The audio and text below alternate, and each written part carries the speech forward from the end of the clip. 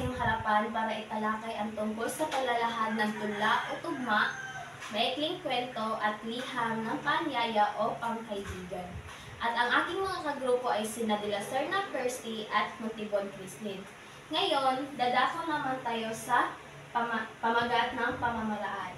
Ang pamagat ng pamamaraan ay tungkol sa paglalahad ng tula o tugma. So, ang kahulugan nito, ang paglalahad ng arilin sa isang paraang kawili-wili, kapana-panabik at nakatatawag ng pansin ng mga mag-aaral ay isang mahalagang bagay na dapat pag-ukulan ng paglilingin ng isang guro. Sa pamamagitan ng paglalahad, na ibabahagi ng tao ang kanyang ideya, damdamin, hangarin, paniniwala, at puro-puro sa mga pangyayari, bagay, lugar, o kapwa-tao. Ngayon, dadako naman tayo sa katangian. Una, sukat. Ito ay tumutukoy sa mga bilang ng parte sa bawat taludtod. Pangalawa, ang sakno. Ito ay binubuo ng mga taludtod. Ang pangatlo, tugma o tugmaan. Isa sa pinakamahalagang sangkap ng isang tula. Ang pang-apat ay ang kariktan. Ito ang elemento ng tula na dapat na tinataglay ng isang tula ay ang paglagay ng mga maririkit na salita upang masiyahan ang mga mambabasa at mapukaw ang kanilang damdamin at kawilihan. At ang panghuli ay ang talinghaga. Ito ang katangian ng tula na di tiyakang tumutukoy sa bagay na binanggit. Ngayon, dadako naman tayo sa halimbawang pamamaraan. Una ay ang layunin. Sa loob ng isang oras at sa tulong ng PowerPoint, ang mga mag-aaral sa ikalimang baitang ay nakakukuha ng 75% katumpakan. A. Nakakikilala sa kahulugan at katangian ng tula. B. Napahahalagahan ang emosyong inilalahad sa tula. At C. Nakaguguhit sa nilalaman ng tula. Ang cognitive ay ang nakakikilala sa kahulugan at katangian ng tula. Ang affective ay napahahalagahan ang emosyong inilahad sa tula. At ang psychomotor ay nakaguguhit sa nilalaman ng tula. Ang pangalawa ay ang paksang aralin. So, ang paksang aralin ay ang Aralin 6, totoong pagpapakatao, pantay-pantay, pare-pareho, at reference. Sunod naman ay kagamitang pampagtuturo. So, ang ginamit kong aklat ay ang Alab Filipino 5. At ang kagamitan ay PowerPoint presentation, flashcards, visual na kagamitan, at pentel pen. Ang pang-apat ay ang values integration. So, ang aking values integration ay ang excellence at arts lover. Ang pang-lima ay across discipline. Pwede ito sa Ingles at sa edukasyon sa pagpapakatao. So, ang pang-anim ay pamamaraan ng tula o tugma. A. Preparatory activities. Nandiyan ang prayer, greetings, attendance, classroom rules, at drill. Ngayon, meron akong inihandang activity dito. Una ay ang Wika. Tama. Pangalawa, Filipino. tama. Pangatlo, Letra. tama. Pang-apat, Puso. tama. At ang panghuli ay Paglalahad. so, review. So, meron akong tanong sa inyo. Ano ang tinalakay natin noong nakaraang araw? Ang alamat ng tipaklong at langgam. Tama. So, sino-sino ang mga tauhan ng alamat na ito? Si tipaklong at si langgam. Tama. Ngayon, sunod naman sa preparatory activities ay ang lesson proper. So, motivation. So, meron akong inihanda dito na activity.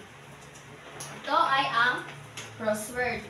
Ngayon, ipapasagot ko ito sa inyo. So, para sa inyo, ano ang sa linya na ito? Tula. Tula. Tama.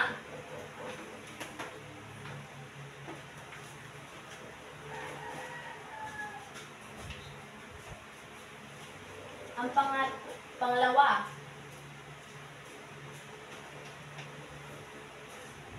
Sukat. Tama.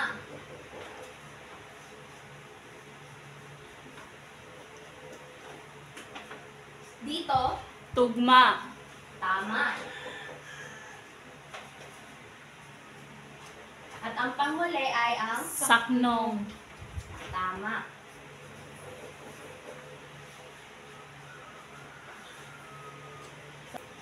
Ngayon, itatalakay ko na ang paglalahad ng aralin sa pamamagitan ng tula o tugma.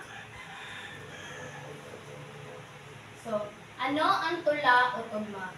Ang tula ay isang anyo ng sining o panitikan na naglalayong maipahayag ang damdamin sa malayang pagsusulat. At ang tugma ay ang pagkapare-pareho ng dulong tunog ng dalawa o higit pang taludtot sa isang saknong ng tula. So, dadako naman tayo sa mga katangian ng tula. Una, sukat. Ito ay tumutukoy sa mga bilang ng pantig sa bawat taludtot. Ang sukat ay maaaring 8, 12, 16, o 18 pantig. Halimbawa, ngayon ay isda ko sa Maribeles. Ngayon, isusukat natin ang pantig ng isda ko sa Maribeles. So, isda ko sa Maribeles. So, merong 8 pantig ang isda ko sa Maribeles. Ang pangalawa ay nasa loob ang kaliskis. So, meron din 8 pantig ang pangalawang taludtod. So, ngayon, ang pangalawa ay ang saknong. Ang saknong ay binubuo ng mga taludtod. Walang tinagdang haba ang isang saknong katulad din ng taludtod at hindi kailangang magsising haba ang mga saknong sa isang tula. So, halimbawa, ito ang isang saknong. So, sa isang saknong, meron itong 4 na taludtod. Naintindihan niyo ba? Opo. So, ngayon, ang pangatlo. Ang pangatlo ay tugma o tugmaan. Ito ay isa sa pinakamahalagang sangkap ng isang tula. Dapat sila ay may pagkakapareho ng tunog sa huling pantig sa bawat dulo ng bawat linya. Ngayon, ano ang naobserbahan ninyo sa aking nilagay na halimbawa? May pagkakapareho ang tunog sa huling pantig ng bawat dulo. Tama. Hindi ko maunawaan, nilalaman ng isipan, gusto ko lang malaman, ikaw pa ba'y mahahagkan? So, sa bawat taludtod, merong Pagkakapareho. ng huling pantig, which is A-N-A-N. tama. Ngayon, dadako na tayo sa pang-apat. Kariktan. Ito ang elemento ng tula na dapat na tinataglay ng isang tula. Ay ang paglagay ng mga maririkit na salita upang masiyahan ang mga mambabasa at mapukaw ang kanilang damdamin at kawilihan. Halimbawa, maganda. Pangalawa, mahirap. So, imbes na maganda ang ilalagay mo sa inyong tula, pwede nyo ilagay yung marikit. So, halimbawa, si Kirsty ay marikit na dalaga. So, ibig sabihin nito, si Kirsty ay maganda na dalaga. So, meron din akong halimbawa dito. Bakit kaya rito sa mundong ibabaw, marami sa tao'y sa salapi silaw? Kaya kung isa kang kapos kapalaran, wala kang pag-asang umakyat sa lipunan. So, panimbitan ni Myrna Parado Sali ni Maria Lilia Lubit. So, panghuli, ang panglima ay ang talinghaga. Ito ang katangian ng tula na di tiyak ang tumutukoy sa bagay na binanggit. Ito ang sangkap ng tula na may kinalaman sa natatagong kahulugan ng tula. Halimbawa, lumuha pati ang langit sa kanyang naging kasalukuyan. So, meron akong tula na inihanda dito at ang gagawin nyo ay magtatanong ako sa iyo kung saan ang sakdong ilan ang sukat ng bawat taludtod. So, naintindihan mo ba? So, ngayon, babasahin ko muna ang tula. Tula para sa kapaligiran. Kapaligiran ating pangalagaan para sa huli tayo di mahirapan. Kapaligiran ating linisan para ang baha ay maiwasan. Magtanim ng puno at halaman upang sariwang hangin ay matikaman. Malinis ng mabuti upang tayo ay di mahirapan. Biyaya ng Diyos ay alagaan, huwag sayangin at mahalin. Mahalaga ito para sa ating kapaligiran ay dapat alagaan. So, ano ang pamagat ng tula? Tula para sa kapaligiran. So, ilang sakno ang nasa tula? Tatlo. Tatlo. Tatlo, tama. Isa, dalawa, tatlo. So, ilang taludtod ang nasa tula? 4. Apat every saknong. So, sa unang saknong, ilang sukat ang unang taludtod? 12. So, Kapaligiran ating pangalagaan. So, merong 12 sukat ang isang taludtod. So, ngayon,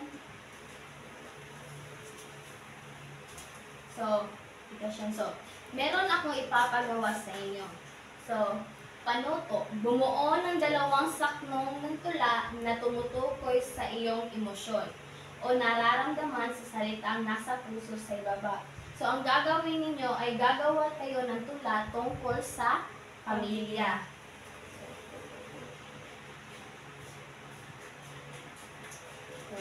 Ang pangalawang aktibidad ay gumuhit ng puso kung ang pangungusap ay tama at bilog naman kung mali. Ilagay ang sagot sa patla. So, magtatawag ako ng estudyante para sumagot ng katanungan. So, ang sukat ay tumutukoy sa mga bilang ng pantig sa bawat taludtod. Puso. Tama. Ako ay maganda ay may 8 pantig. Mali. Ano ang mali? Bilog. Tama. So, ang saknong ay dapat may pagkakapareho ng tunog sa huling pantig. Puso. Hindi. Ito Bilog. ay bilog. Ang saknong ay dapat may pagkakapareho ng tunog sa huling pantig. Ito ay tugma, hindi saknong. So, pang-apat, ang tula ay isang anyo ng sining o panintikan. Puso. Tama. Lumuha pati ang langit sa kanyang naging kasawian ay isang halimbawa ng talihhaga. Bilog. Puso. So, meron akong takdang aralin. So, paano to? Gumuhit ng larawan ayon sa nilalaman ng tula sa ibaba. So, guguhit kayo ng isang larawan tungkol sa tula na aking inihanda. Ako, ikaw, tayo. So, Tayong lahat ay Pilipino. Bansang Pilipinas ang siyang idolo. Ipinagmamalaki sa buong mundo, sa isip, gawa at salita. Pagka Pilipino ay di mawawala. Lahat ng ginagawa ay katutuwa ng bayang Pilipinas na iyong mutya. Iisa ang lahing ating pinagmulan, kaya't nararapat na magtulungan sa timog silangan, maging sa kanluran, lahing Pilipino ay ikarangal. So, gagawa kayo ng isang larawan tungkol sa tula. Naintindihan niyo ba? Opo. Ipapasa niyo ito sa susunod na ating pagkikita. So, meron ba kayong katanungan? Wala na po. So, magsitayo ang lahat. At yun lamang, salamat. Magandang araw sa iyo, Doc.D. Ngayon naman ay tatalakay ko ang paglalahad ng aralin sa pamamagitan ng maikling kwento. Paglalahad. Ang paglalahad ay nang aralin sa isang parang kawili-wili, kapanapanabik at nakakatawag ng pansin ng mga mag-aaral ay isang mahalagang bagay na dapat pag-ukulan ng paglilinig ng isang guro. Ang paglalahad ng aralin kung minsan sa kagustuhan ng guro na maging kawili-wili ang mga leksyon at maganyak ang mga mag-aaral na makinig ay kumubol ng panahon sa pagbibigay. Layunin, sa loob ng 1 oras at sa tulong ng aklat, ang mga mag-aaral sa ikalimang baitang ay nakakukuha ng 75% katumpakan. A. Nailalarawan ang tauhan batay sa kilos at pananalita. B. Na ipamamalas ang paggalang sa kulturang inilalarawan sa kwento. At C. Nakalilikha ng maikling kwento batay sa pandiwang ipinakita. Ang cognitive nito ay nailalarawan ang tauhan batay sa kilos at pananalita.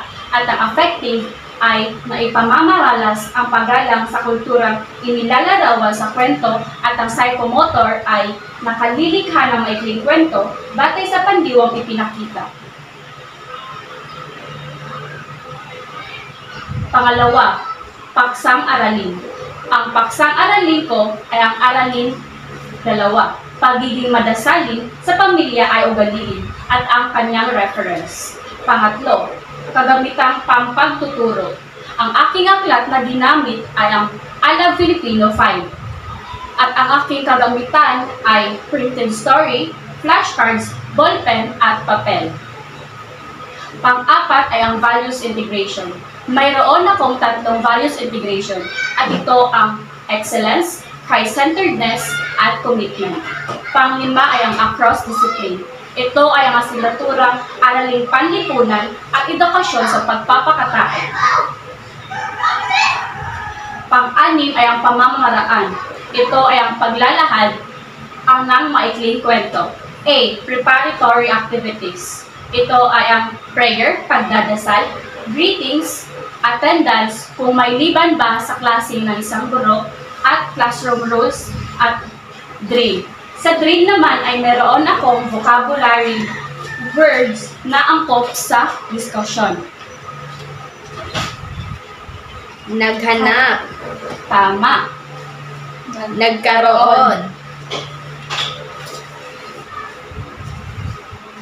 Naghakot. Tama. Naghanda. Lumabas. Tama. Dumating. Nagpulong. Dalhin. At ang panghuli ay Bumili. tama. Ngayon naman ay magbabalik-aral tayo. Ano ang tinalakay natin noong nakaraang araw? Ang tinalakay natin noong nakaraang araw ay tungkol sa tula o tugma. Ano ang tula o tugma? Ito ay may saknong, taludtod, at tugma. Tama. Ngayon naman ay dadako tayo sa motibasyon. Magpapakita ako ng larawan at ipahula ko sa inyo kung ano ang pagdiriwang na nasa larawan. Ano ang pagdiriwang na nasa larawan? Ang piyesta ng Agpamago. Tama.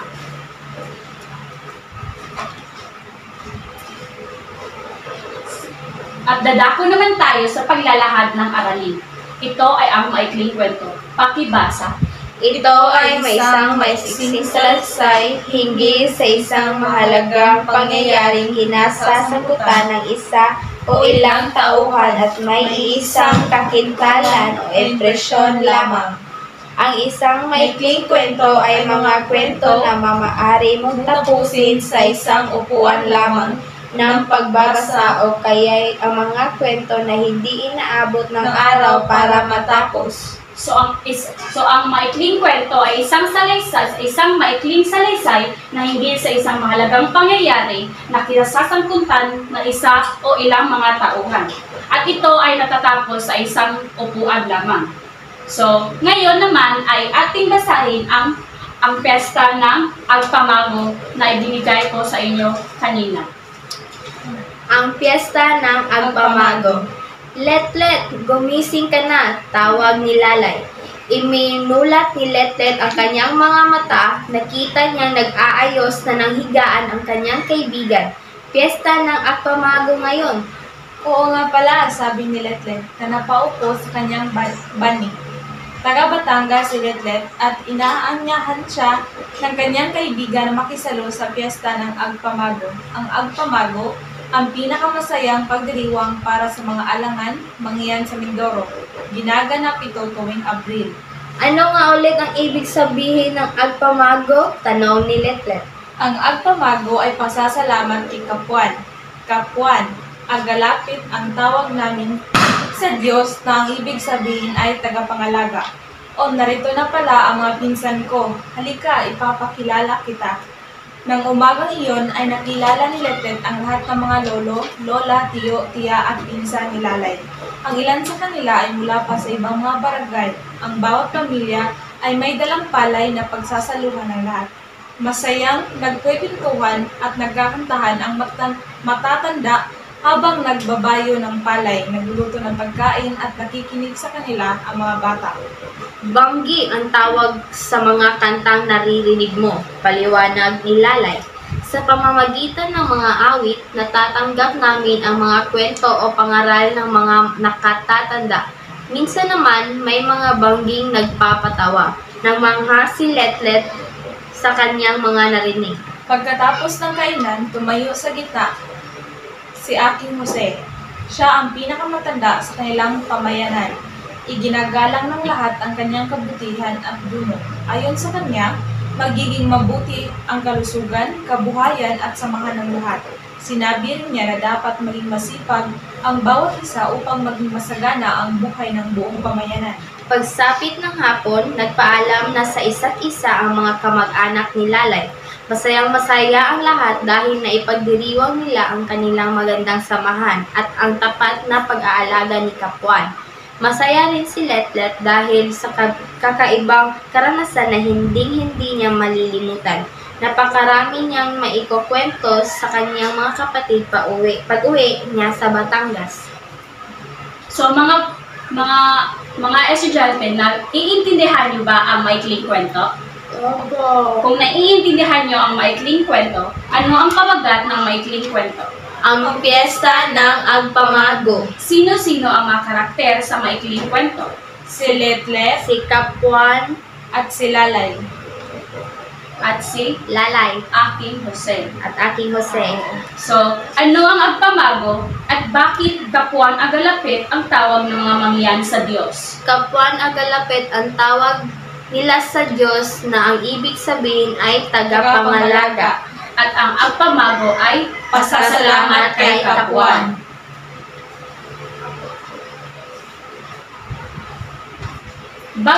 Bago tayo dadako sa katangian, may sasabihin ako ng mahalagang kaisipan. Ito ay ang anuman ang relihiyon, iisa pa rin ang tinutukoy na may lalang, nakapangyayari, pinasasalamatan, pinupuri at pinanampalataya ng lahat ng tao.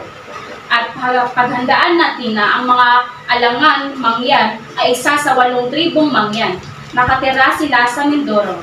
Isa sa kanilang mahalagang pagdiriwang ay ang Agpamago, na kanina ay inyong binasa. Katulad ng maraming pagdiriwang at tradisyong Pilipino, ang Agpamago ay kakikitaan ng malalim na pananalig o pananampalataya. Ngayon ay pupunta tayo sa mga katangian ng maikling kwento. Una, maikli at kayang tapusin sa isang upuan lamang. Pangalawa, kakaunti ang tagpuan at ang mga tauhang gumaganap kumpara sa ibang anyo ng panitikan. At pangatlo, mabilis ang galaw ng mga pangyayaring umaabot sa kasundulan at nagtatapos sa isang kakintalan. At ngayon, pupunta tayo sa aplikasyon. Pangkatang gawain, panuto. Bumuo ng 5 grupo, bawat grupo ay pipili ng representante na siyang bubunot ng papel kung saan may mga nakasulat na mga iba't ibang pagdiriwang. Gawin kung anong mga pagdiriwang ang nakasulat sa papel. Ito ay 10 puntos. So, may mga pagdiriwang dito na araw ng mga patay, Pasko, mahal na araw, kasal at pesta. Halimbawa ay ang napili niyong pagdiriwang ay araw ng mga patay. So sa araw ng mga patay ay ipapakita nyo kung ano ang mga ginagawa ng mga tao sa araw na yon. Ito ay nagsisindi sila ng kandila sa sementeryo at ito ay nagdadasal sila sa mga yumaong mga mahal sila sa buhay. At susunod naman ay ang evaluasyon. Pagsikapan natin. Panuto. Piliin ang angkop na pandiwa na bubuo sa pangungusap. Isulat ang sagot sa iyong papel. Mga pandiwa. Una, dumarating, dumating, darating. Parirala. Isa-isang patlang ang mga panauhin ni Glenda. Ano ang angkop na pandiwa na ilalagay natin sa patlang? Dumating. Tama. Pangalawa, naghanda, naghahanda, pinaghahandaan, patlang si Myrene ng masagana at masarap na pagkain sa mga bisita. Ano ang angkop na pandiwa na ilalagay natin sa patlang? Naghahanda.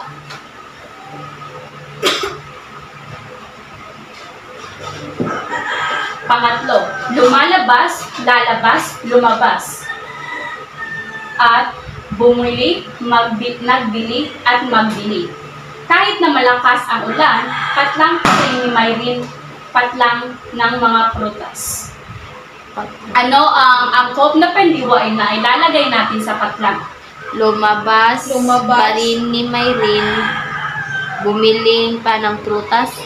Tama. 5. Humakot, naghakot, hinakot. At pang-anim, dala, dalangin, dalhin. At ang parirala ay kinulang pa ng upuan para sa mga bisita kaya patlang din si Romeo para patlang multipurpose. Ano ang angkop na pandiwa na ilalagay natin sa patlang? Naghakot, dalhin. Dalhin. Tama. Ikapito, hinanap, naghanap, maghanap. At pangwalo, kakausapin, kakausap, kausap. Patlang na ilang bisita ang taong patlang nila sa kanilang papa. Ano ang angkop na pandiwa?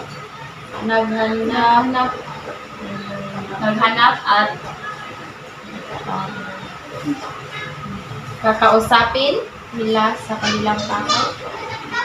tama. Pang-siyam, nagkaroon, magkakaroon, magkaroon, at at 10, nagpulong, makapagpulong, nagpupulong. Patlang na naglinaw ang pakay ng mga bisita kapag batlang na sila. Ano ang angkop na pandiwa? Nagkaroon. Nagpulong. Tama.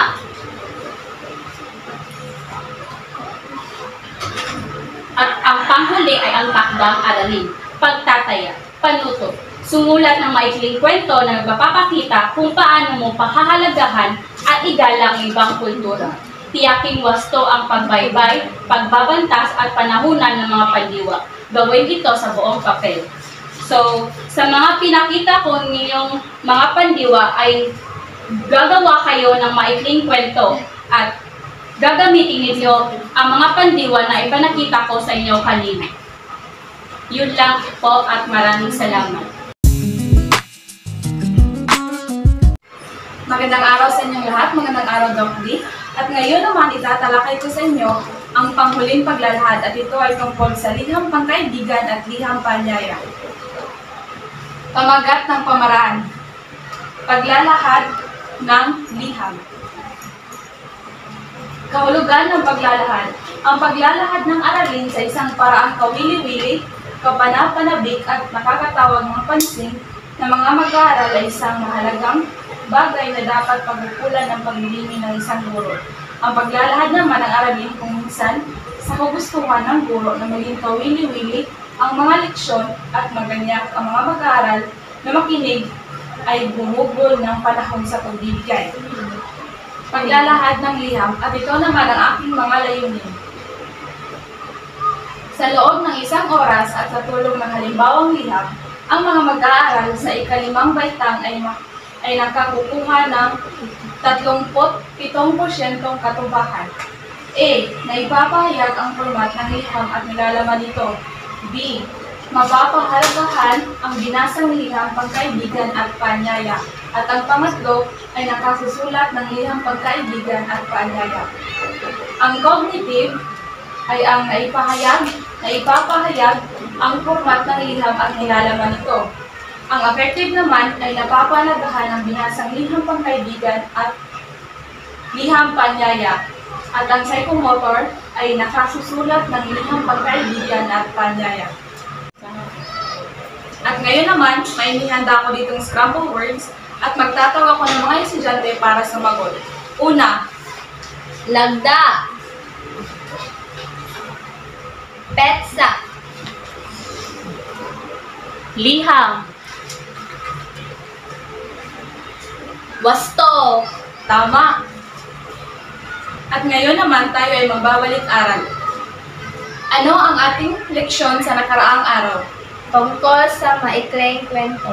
Ano ang maikling kwento? Ito ay maiksing salaysay at natatapos sa isang upuan lamang. Tama. At ngayon naman, dadako tayo sa motibasyon. Ako ay naghanda ng mga halimbawa at magtawag ako ng mga estudyante upang magsagot kung anong klaseng liham ang aking ipinapakita. Dala, anong klaseng liham ang nasa motibasyon? Liham paanyaya po, teacher. Tama. At ito naman, Ay liham ng paanyaya po, teacher. tama. At ang susunod, Liham pangkaibigan po. tama. At panghuli, Liham pangkaibigan po. tama ang inyong mga sagot. At ngayon naman, aking itatalakay sa inyo kung ano ang liham. Ang liham o sulat ay isang isinulat ng mensahe na naglalaman ng kaalaman, balita o saloobin na pinapadala ng isang tao para sa kanyang kapwa. May 7 katangian ang liham. Una, malinaw. Pangalawa, wasto. Pangatlo, buo. Pang-4, magalang. Pang-5, maikli. Pang-6, konbersasyonal. At ang ika-7 ay mapagsaalang-alang. May 2 uri ang liham. Ito ay ang liham pagkaibigan at ang liham paanyaya. Ang liham pagkaibigan ay madalas gamitin ng 2 tao o iyong kakilala para sa kanilang komunikasyon. Halimbawa ay ikaw. At ang susunod, mayroong 5 katangian ang liham pagkaibigan. Una, pamuhatan. Dito nakasulat ang tirahan ng sumulat at ang petsa ng pagsulat. Gumamit ng kuwit sa paghihiwalay ng buong, buwang at araw sa taon at ng bayan sa lungsod o bansa.